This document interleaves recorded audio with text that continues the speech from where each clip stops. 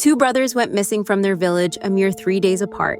After investigations, they were found to be murdered by the same killer. Our story begins in the peaceful village of Xinhua in Heilongjiang, China. This was the kind of place where everyone knew each other, and life followed a simple, steady routine. But on April 27th, 2010, things took a strange turn. A group of construction workers, taking their usual lunch break, were getting frustrated. Their food wasn't ready. They'd been waiting and waiting and waiting. You know how hangry people can get, right? So they decided to go and find the cook, a 65-year-old man named Liu Suyun, better known as Lu Boss.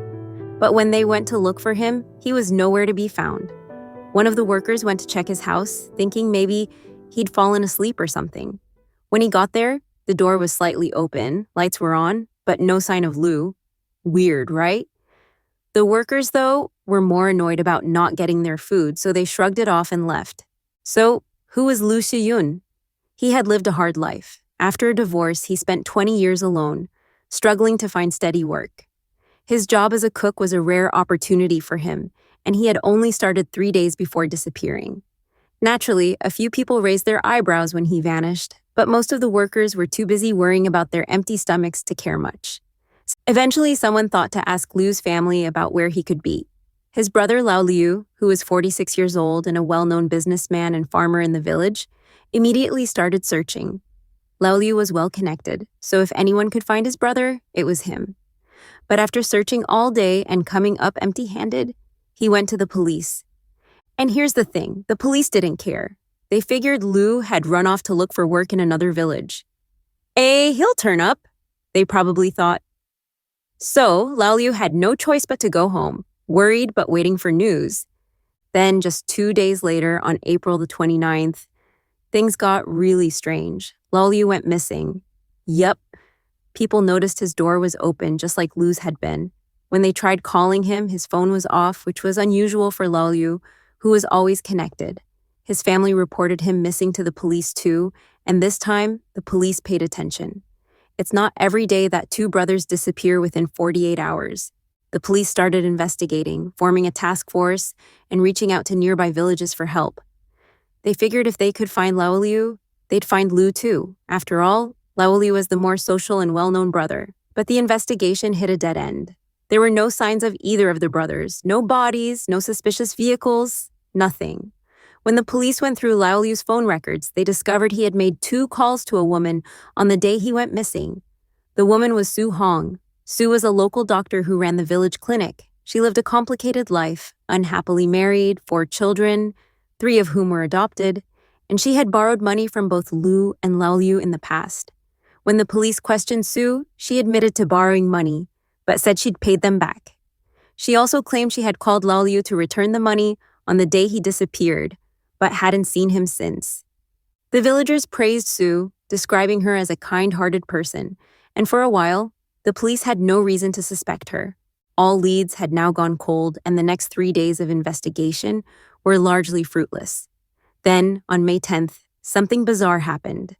Lao Liu's sister received a very strange text message, claiming to be from Lao Liu. It said, "Sis, let me tell you the actual truth. I accidentally hit and killed Big Brother. When I told him I was going to Shandong to find his son, he panicked and forbid us to approach him. I don't know why he acted that way, but I'd been drinking, and when he got up, I pushed him, maybe too hard. He lost his balance, hit his head on the doorframe, and stopped breathing. I was so scared I took the motorcycle and ran away." The police were rattled by this message, but something felt off. First, they searched both brothers' homes.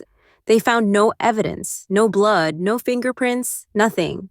Plus, Lao Liu wasn't very educated, and the text message was too perfect. It was well written, with proper punctuation and no mistakes.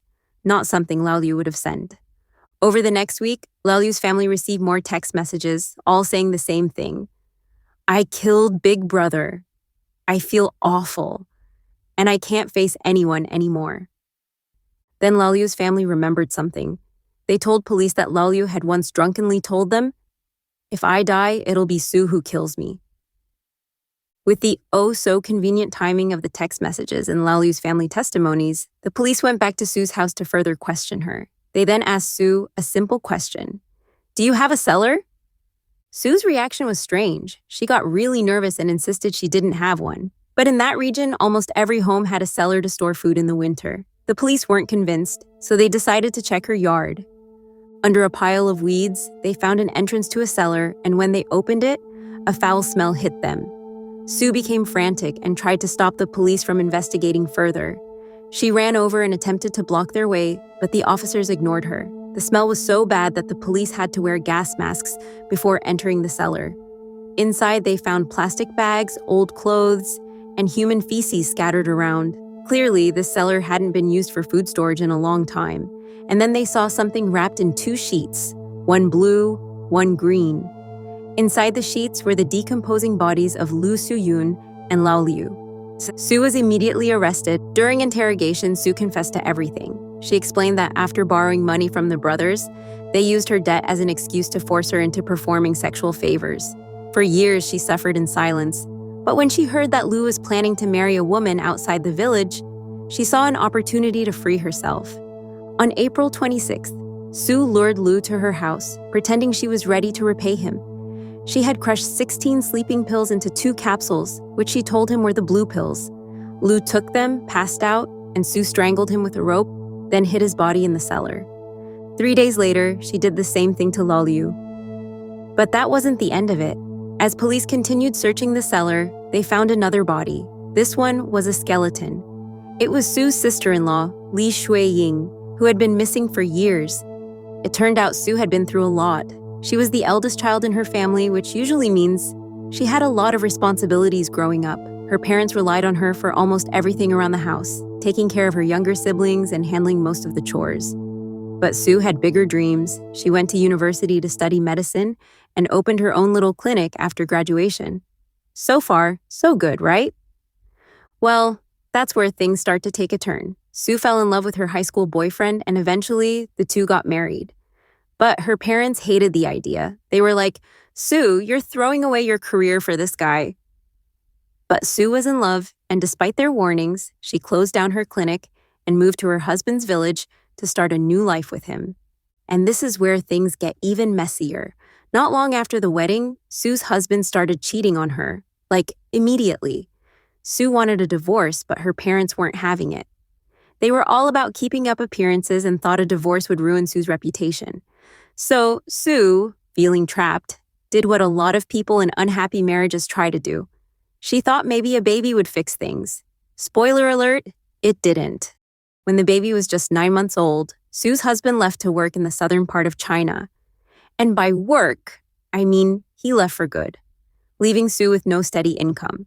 So, what does Sue do? She returns to her parents' village, reopens her clinic, and tries to make the best of things, but it wasn't easy. Her siblings had also left to work in the south, so Sue was left to take care of her child, her parents, and even her nieces and nephews, all while running her clinic and taking on extra farm work to make ends meet. And just when you think her story couldn't get any worse, it does. Sue finds out that while her husband was away, he'd not only been cheating on her, but had moved in with another woman and had a child with her. That was the final straw. Sue divorced him and settled fully into her life in the village. Now remember that other skeleton the police found in Sue's cellar? That was her sister-in-law.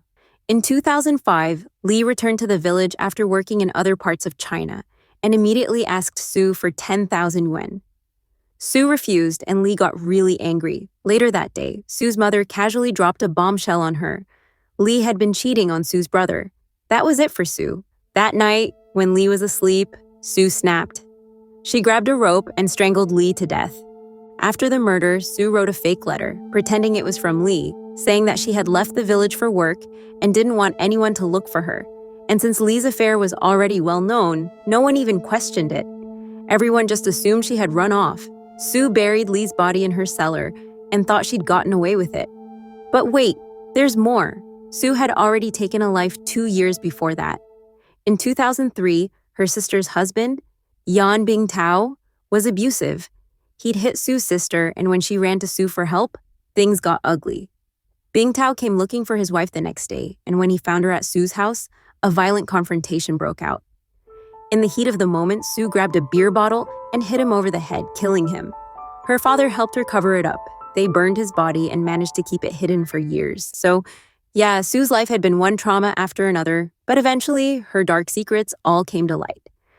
And when they did, the whole village was shocked. In 2011, Suhong went to trial. She showed no remorse and actually asked for the death penalty, saying she couldn't live with the shame. Her wish was granted, and in February 2012, she was executed, bringing an end to a truly dark chapter in Xinhua Village's history. So, what do you think of this case? Do you think Sue was a victim pushed to her limits, or were her actions unforgivable? Let me know your thoughts in the comments below. Thanks for watching, and don't forget to like, subscribe, and hit that notification bell for more stories like this. Stay safe, and I'll see you next time.